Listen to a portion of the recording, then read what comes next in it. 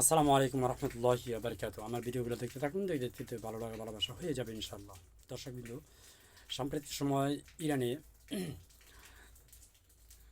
2025 সালের 28শে ডিসেম্বর থেকে লাগাতার আজকে দিয়ে 13 দিন বিক্ষোভ চলছে। সেই বিক্ষোভ এখন সরকার পতনের ডাক চলে এসেছে।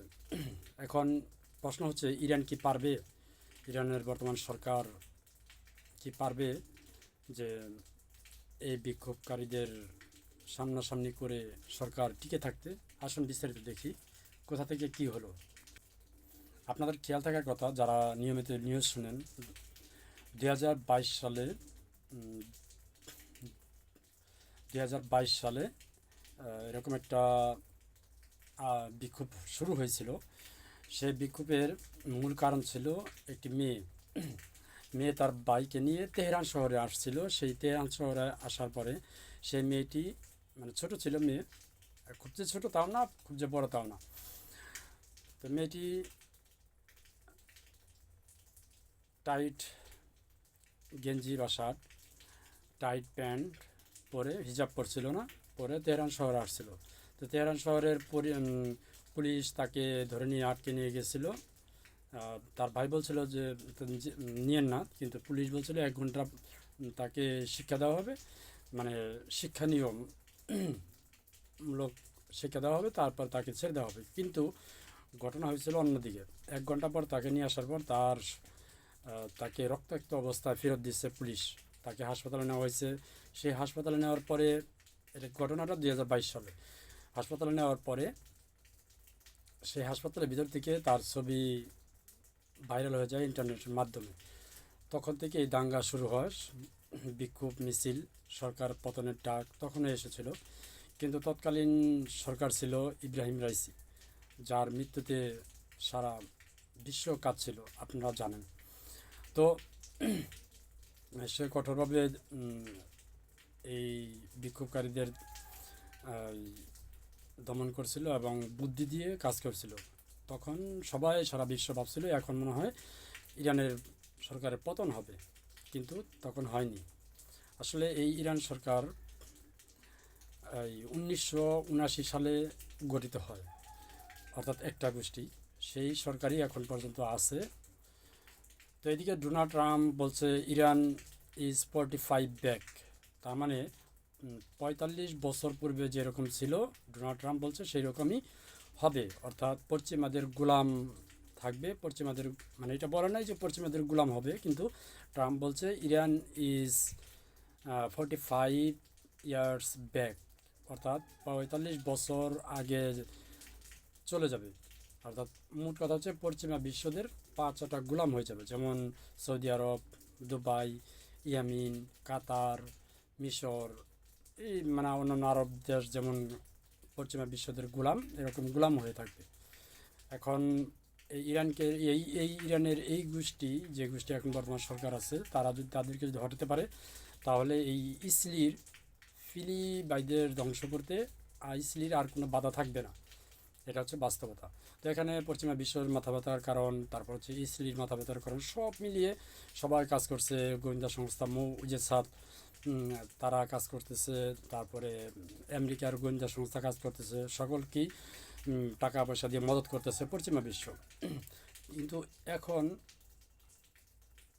2025 সালে 28শে ডিসেম্বর থেকে যে বিক্ষোভ শুরু হয়, সেটা হচ্ছে অর্থনৈতিক অবস্থা খুবই খারাপ ইরানের।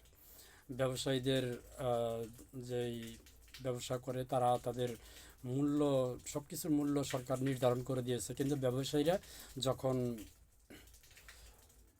কোনো কিছু কিনতে যায় তাদেরকে বেশি টাকা দিয়ে কিনতে হয়। বাইরে থেকে যদি কিনতে যায় তাহলে সেটা ডলার দিয়ে কনভার্ট করতে হয়, কিন্তু ডলার তারা পাচ্ছে না, কারণ পশ্চিমা বিশ্ব তাদেরকে চারদিক থেকে স্যাংশন দিয়ে দাবিয়ে রাখছে। এখন ইরান কিন্তু খুবই শক্তিশালী একটা দেশ, সামরিকভাবে শক্তিশালী দেশ, তারপর হচ্ছে অর্থনৈতিকভাবে শক্তিশালী দেশ, কিন্তু তাদের যে সম্পদ, তেল, প্রচুর পরিমাণ তাদের তেলের সম্পদ, কিন্তু তারা সব কিছু ইম্পোর্ট করতে পারতেছে, বাট এক্সপোর্ট করতে পারতেছে না, যার কারণেই এই অর্থনৈতিকের অবস্থা খুবই খারাপ। মোট কথা হচ্ছে, মানে যে কোনো দেশ থেকে তারা কোনো কিছু কিনতে পারতেছে, ডলারের মাধ্যমে, কিন্তু তারা কোনো কিছু তাদের দেশ থেকে বিক্রি করতে পারতেছে না। এখন শুধু টাকা খরচ করতে পারতেছে, কিন্তু টাকা মানে আমদানি করতে পারতেছে না, অর্থাৎ টাকা তাদের পুঁজি করতে পারতেছে না। এই হচ্ছে অর্থনৈতিক অবস্থা খুবই খারাপ। তো যার কারণে এই আজকের যে বিক্ষোভ 13 দিনের, এই বিক্ষোভের পিছনে ব্যবসায়ীদের খুব বড় একটা হাত আছে। মোটা অঙ্কের টাকা পয়সা দিয়ে অর্থনৈতিকভাবে যোগান দিচ্ছে এই বিক্ষোভকারীদের।